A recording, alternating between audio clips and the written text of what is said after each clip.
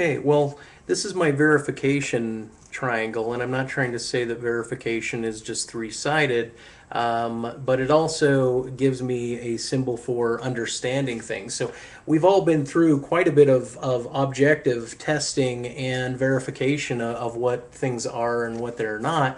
And so I would dare say that I know that I know how to verify certain things now. And for example, I may know how to drive a car and but I'm alone and I'm not driving, but I still have this notion, this understanding, this presumed verification, which is not necessarily public because I'm alone, there's no one agreeing with me, and I'm not driving. Okay, but what happens if I think that I understand something, but then I go out to drive and I'm all over the place and I'm getting ticketed and pulled over and I was lucky to get in the car in the first place. Well, I can't check that while I'm alone. I have to go back out and reiterate my relationship with not only my language but my reality and how the language echoes those realities, and then how I know what rules are in the history of verification and the history of of tests and understanding the history of verification, so to speak. Well, I trust that most other people out on the roads know how to drive. So I say, oh, well, he's got a little triangle. He understands how to drive. And there's all sorts of little people out there that constantly they're agreeing. They're driving one behind another on the right side of a road in America and on the left side of the road in certain, Europe, and they agree, yeah, you got to signal before you do this. And so they have agreement, but they're all independent and they're all progenitors of the language and of these rules. And the great thing is that we communicate with these rules, but some people know certain things that other people don't know. And so we try to educate them, but some people just understand things and they're able to interact with the world more skillfully than other individuals. And so, anyway, verification is public, but we believe that it's private, and then we re-engage it, and to the point where we trust. So we trust our verification. We trust the verification of our verifications, and then we just engage the world. And until we're senile or dead, those verifications normally sit in. So there's an objective approach that the external language, or e-language, is a verification process that's done outside. So we can test the driving, but can we test that somebody can drive? I can't drive around the planet, so how can I verify that I know that the planet is in fact spherical? Where there's a few different things to know. So I have a box, and you're just seeing a digital image of a box, and I'm going to tell you there's an object in it, but I'm not going to tell you what it is. But kind of like my ghostly properties, which are a series of text compilations that make up what we might call a thing. We also can give properties to non-existent things. So I'm going to tell you there's an object in here besides air, but do you trust me? Okay, so yeah, you trust. Oh, well, he could be lying. There's plenty of reasons. Well, let me give. Okay, there's some sound, but it could just be this handle. So let me hold the handle. Okay, there's an object in there. And so maybe I just digitally fabricated it. And once again, you need to kind of trust it. But let me give you properties of an object, of a thing, because we're talking about an item here. So we have a can, and we have another can, and what we're going to do is we're going to talk about properties or variables of the can. So you have the can, and then you have the x's. And so if we wanted to talk about properties in a mathematical sense, about these objects, instead of saying a can to the 1 millionth power and then bringing in 1 million cans to adjust, we're just going to take these variables. We're going to call can x, and we're going to call this x, and then we're going to try to balance them out, or we're going to try to make equal these items, but we're going to play around with the variables, and then we'll grant, or we'll see whether or not the end result, the balancing, matches the world again. And in theoretical mathematics, it doesn't.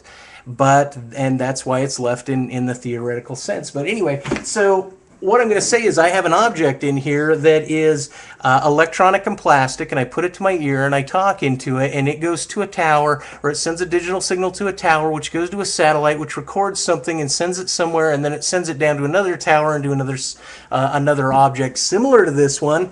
Another X object, and then somebody puts it up to their ear. Well, okay, yay, everybody, I gave you properties to a real object. Okay, and it's a cell phone, so we can extract from that perhaps that if we believe in the whole structure of the way a cell phone's put together, and that there's a satellite, that maybe that satellite and what they've told us that the world is round is something that is verified through other connections, other verifications matching and aligning with other facts of the world. So you don't need to sense them, you can just put together facts in order to make verification. But then what about people that want to describe things that don't exist? For example, I know what metal is, and the cell phone has some electronics in its metal, but the object I want to describe is a piece of metal that is longer than it is wide, and it was stuck in a stone, and only a king could pull it out, and so basically, and then it's used to kill people if he can pull it out, and it's a symbol of valor.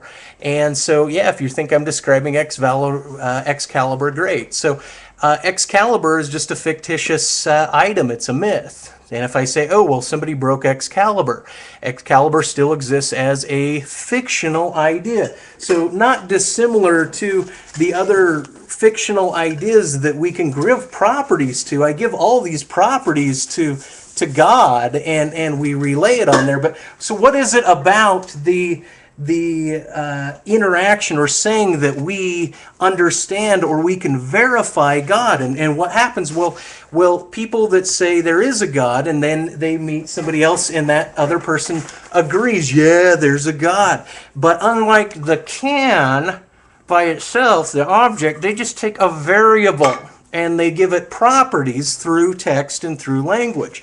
Now, if you ask a theist to argue verification, they'll get together with a bunch of people that nod. Yeah, I know it's true. Yeah, I know it's true. And then they'll utilize, like they're alone. When they're alone, they'll go, how can I verify God? Well, they'll either look at their heart, or they'll manifest a new context of words in order to say that it's out there, or they're going to look at text. So they pull open their Bible, and they sense their Bible, and then somebody else that sensed the Bible goes, yep, that's the case. Or they just heard it in their ear for so long, yep, that they just reiterate it. But yeah, there's these people from the past, like my little Kennedy here, he's dead, he's way back here, and he died, but he left this legacy in language. Well, just like everything else that was a progenitor, a contributor to language or our understanding, it's there. And so what I'm trying to say is that the idea of stating or putting together these verifications, well, did Christ exist or did God exist? Well, let's see, the book is evidence of it. All these people are nodding, that's evidence of it. I kind of have this sensation based on the history of text and the history of language that has God written all over it, and the history of any fantastical story. I mean, pick up any other books and you'll go into that space, that textual reality. And so verification of the real God is, or of a real God, or any idea for that matter, is something that's not found empirically. It's found through variables. But unlike mathematics, where you actually have x equals x and you're trying to find a balance, in relating to the theology of something, you don't have a balance, okay? You don't have a mathematical fact of it. And so people try to reiterate texts relative to themselves, relative to the history of the books that they read, and relative to what a congregation of people might say about this and that. But God as far as an idea, the way that we approach nouns and say, "Ooh, there's this God, or there's this soul, or there's this thing floating behind me." This is a common adjustment that people, and it's a common mistake where they take the variables of language and once again they try to attach it to the can of the language or the man of the language.